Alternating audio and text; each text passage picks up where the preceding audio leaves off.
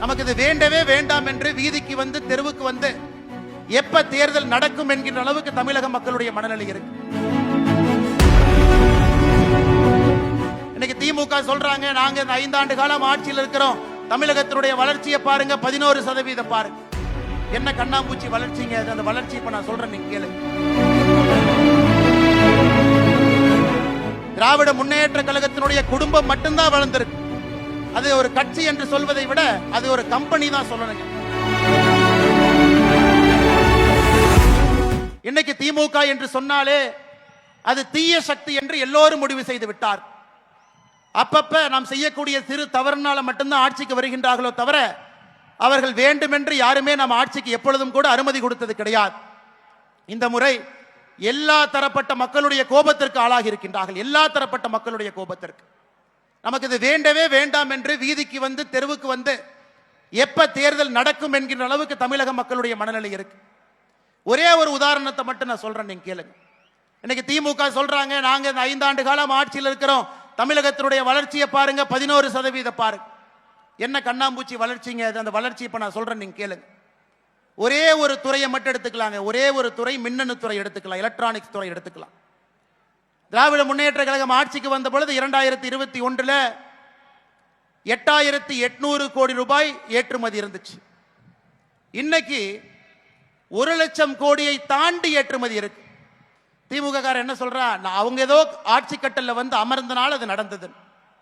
ஆனா கொஞ்சம் உள்ள எடுத்து பார்த்தீங்கன்னா மத்திய அரசினுடைய PLI திட்டத்தின் மூலமாக மட்டும்தான், மத்திய அரசு கொண்டு வந்திருக்கக்கூடிய உற்பத்தியோடு இணைந்த ஊக்குவிப்பு திட்டத்தில் மட்டும்தான் 8,000 கோடியிலிருந்து 1,00,000 கோடி போயிருக்கு. அது வளர்ச்சி. வளர்ச்சி யாருனால வந்ததுங்க? மத்திய அரசு கொடுத்திருக்கக்கூடிய ஊக்கத்தினால, மத்திய அரசு எல்லா மாநிலத்தையும் உயர்த்த வேண்டும் என்றால்.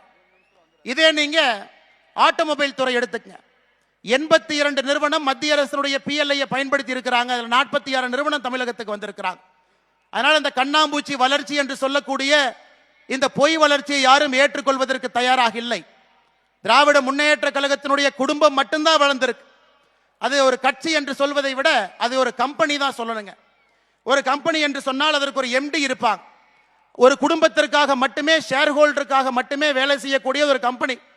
எனக்கு திராவிட முன்னேற்ற கழக கம்பெனியினுடைய மேனேஜிங் டைரக்டராக ஸ்டாலின் அவர்கள், சீஃப் எக்ஸிகியூட்டிவ் ஆபீசராக உதயநிதி ஸ்டாலின் அவர்கள், சீஃப் மார்க்கெட்டிங் ஆபீசராக சபரீசன் அவர்கள், சீஃப் புரோபகண்டா ஆபீசராக கனிமொழி அவர்கள், சீஃப் செக்யூரிட்டி ஆபீசராக RS பாரதி அவர்கள்.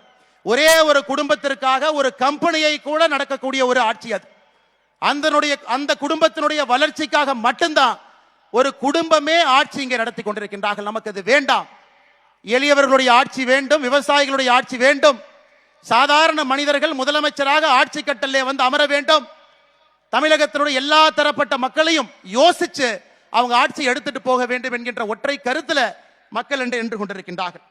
அருமை சொந்தங்களே, எப்படி ஈஸ்ட் இந்தியா கம்பெனி இந்தியாவை வந்து ஆண்டு கொண்டார்களோ, ஈஸ்ட் இந்தியா கம்பெனியை பொறுத்தவரை 3 தான்: கமிஷன், கரப்ஷன், கலெக்ஷன். எனக்கு ஈஸ்ட் இந்தியா கம்பெனி இந்தியா விட்டு போகலீங்க.